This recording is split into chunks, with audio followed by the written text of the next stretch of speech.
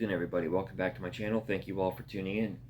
So, it took me a long time to come out with a new collection update video because it just seemed for a long time I was just sort of slowly adding maybe a CD here, a CD there. Not really enough to make a whole video out of, but these last couple weeks I was able to make it to my favorite record store twice and came out away with a pretty good haul both times. And already I think I'm ready to kind of share these pickups with you all. So let's go back to, oops, should have got these CDs in order before I started this. Alright, so let's go back to last week. I browsed his, he has a ton of CDs here too, and he's got like up front like some new arrivals, and he's got like some kind of more popular, bigger name type things that are priced up a little bit, still reasonably priced, but anything that's more than $3 he kind of puts up front on his CD shelf. And then kind of in the back room he'll have kind of just like unit priced $3 CDs, which I'm not sure how often he adds to it, but every now and then you just got to browse through it again and see what's been added.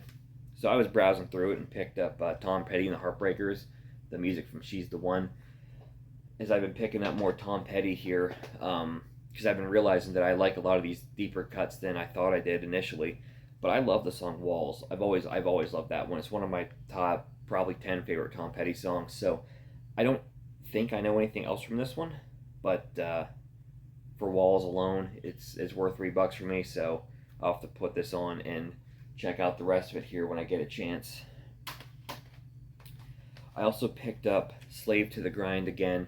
Of course, I have this one already, but this is the one that has Beggar's Day instead of Get the F Out. And my copy of Slave to the Grind skips really bad in my CD player over here. Plays fine in the car, but whenever I want to enjoy it at home, it skips on like every track. So I picked this one up, so hopefully it doesn't skip on like every song like my copy does. Plus, it's the version with Beggar's Day, so I thought it was worth the pickup for those two reasons.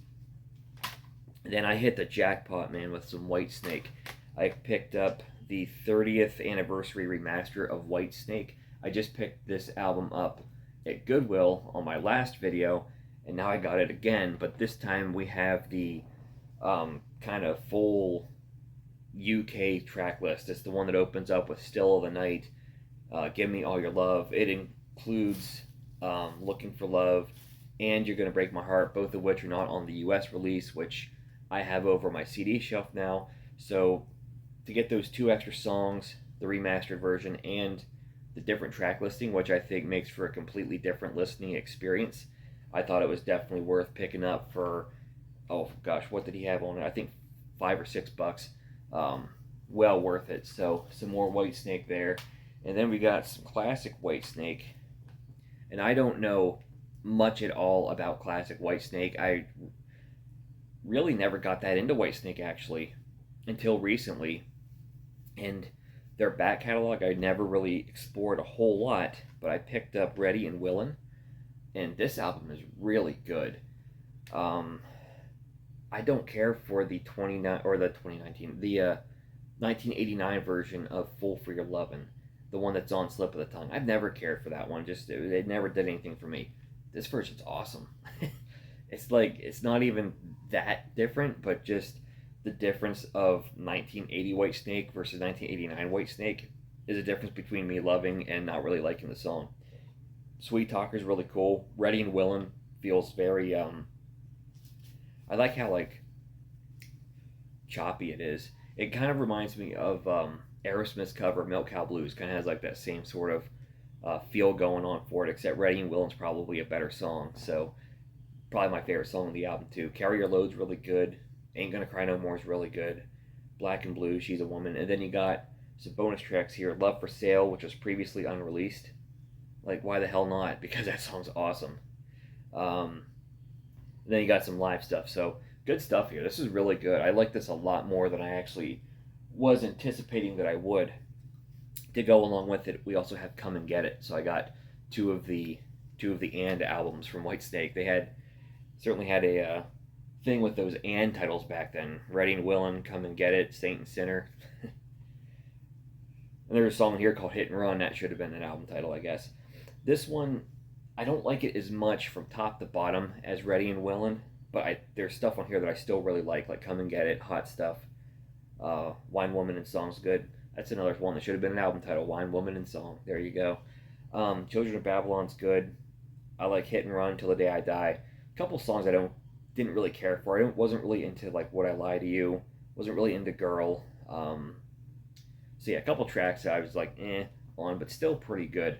Now I need to go back and collect the rest of these classic Whitesnake albums because I've really been digging these a lot more than I thought I would.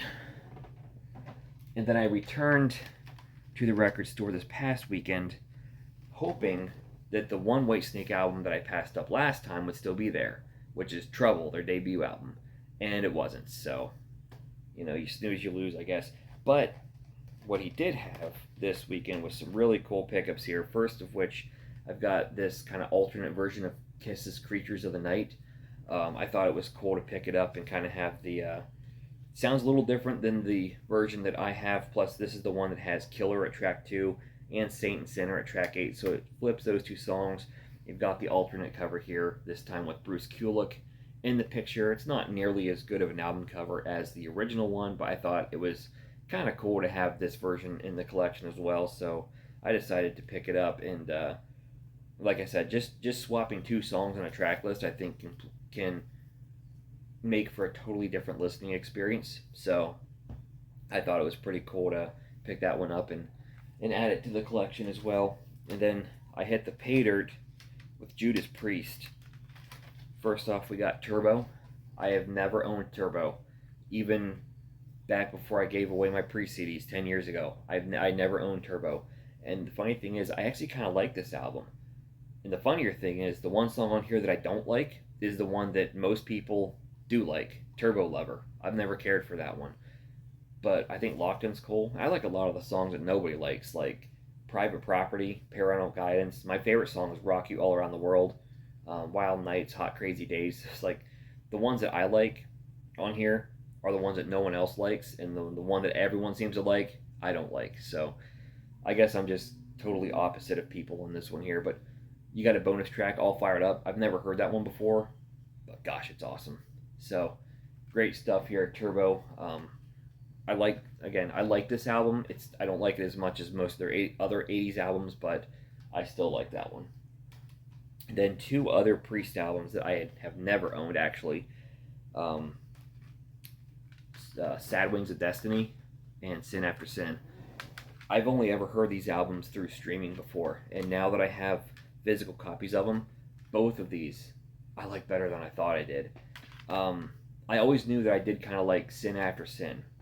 I like Sinner, I like Diamonds and Rust, I like Starbreaker, Let Us Pray, Call for the Priest, and Dissident Aggressor. And that I pretty much would stick with them being my favorite songs. But the songs on here I don't like as much, like Last Rose of Summer, Raw Deal, and Here Come the Tears, I think are a little bit better for me now that I have this on CD and I can kind of enjoy the better sound experience with it.